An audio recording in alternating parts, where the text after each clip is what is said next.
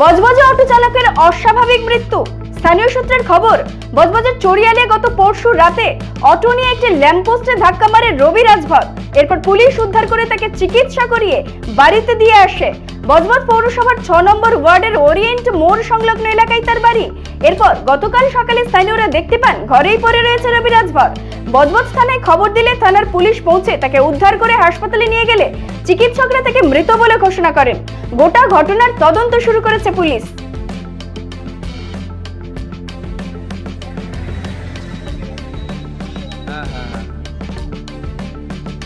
আরে অ্যাক্সিডেন্টটা হয়েছিল চড়িয়ালে, ঠিক আছে?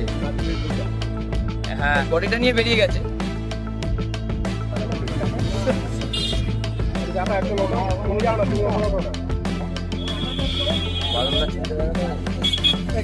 মিডিয়ার লোক আপনার হঠাৎ বলছি যে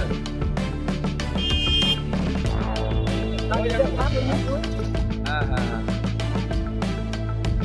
আরে অ্যাক্সিডেন্টটা হয়েছিল চড়িয়ালে, ঠিক আছে? হ্যাঁ, পোস্টে মেরেছিল। হ্যাঁ, তা পুলিশ হ্যাঁ আসুন আসুন, বডিটা নিয়ে বেরিয়ে গেছে।